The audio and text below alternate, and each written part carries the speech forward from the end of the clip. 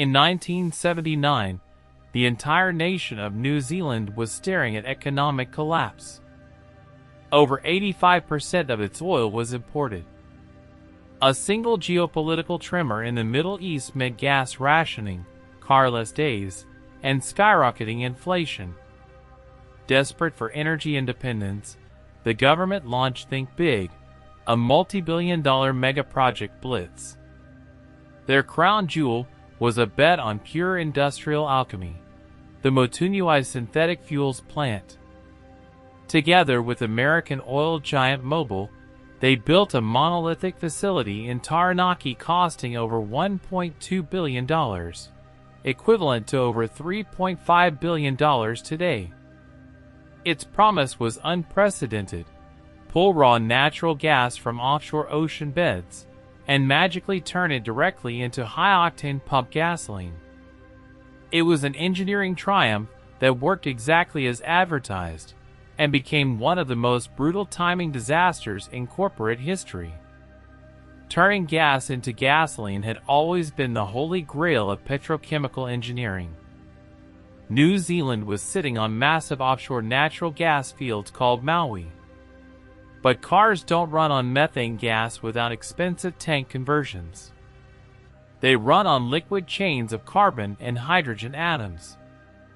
Mobil cracked the code with a breakthrough called the MTG process, methanol to gasoline. The plant functioned in three massive engineering stages. Stage 1. Steam reforming. Raw natural gas mixed with superheated steam inside enormous catalytic furnaces to create synthesis gas, carbon monoxide and hydrogen. Stage 2. Methanol synthesis. That syngas was compressed and converted into liquid crude methanol. Stage 3. The magic catalyst, ZSM5. The liquid methanol was blasted over ZSM5, a synthetic zeolite crystal riddled with microscopic molecular pores. These crystalline pores acted like molecular cookie cutters. They stripped away the water and forced the carbon atoms to lock into identical, perfectly sized gasoline molecules, from C4 to C10. It was the first commercial-scale zeolite synthetic fuel plant on Earth. When fully operational, Motunui pumped out 14,500 barrels of premium unleaded gasoline every single day. That supplied 1/3 of the country's entire fuel supply. Technologically, the engineers had pulled off a miracle. But the economics of the plant rested entirely on one core assumption: that crude oil prices would stay above $30 a barrel and keep climbing toward $50. Construction finished on schedule and on budget in late 1985. The valves turned. Pristine, crystal-clear synthetic gasoline flowed into the storage tanks. Then came 1986. Saudi Arabia opened the taps to reclaim market share, flooding the globe with cheap crude. Within months, oil prices collapsed from over $30 a barrel down to $10. Overnight, the math was completely shattered. It now costs significantly more to manufacture synthetic petrol at Motunui than to simply buy crude oil on the open market, ship it across the Pacific, and refine it locally. The New Zealand government was locked into long-term gas contracts, losing millions of dollars on every single liter of synthetic fuel refined at the plant. The project was hemorrhaging cash.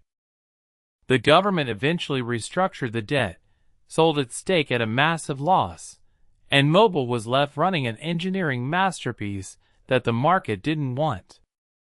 By the mid-1990s, the operators made a pragmatic decision. They decommissioned the MTG zeolite reactors and turned off the final synthesis loop entirely. Instead of turning gas into uncompetitive gasoline, they converted Motunui into one of the largest chemical-grade methanol export facilities in the world. A facility that Canadian giant Methanex continues to operate to this day. The synthetic fuel machine hadn't failed because of bad engineering. It failed because of bad timing. Mobil proved you could turn natural gas into motor fuel at industrial scale. But they also proved an immutable rule of engineering. You can master the laws of physics, but you can never control the price of oil. Motunui remains the ultimate reminder that even a billion-dollar engineering breakthrough is only as viable as the market it enters. Which failed engineering gamble should we break down next? The Iraqi supergun or the jet-powered locomotive? Vote in the comments, and don't forget to hit subscribe.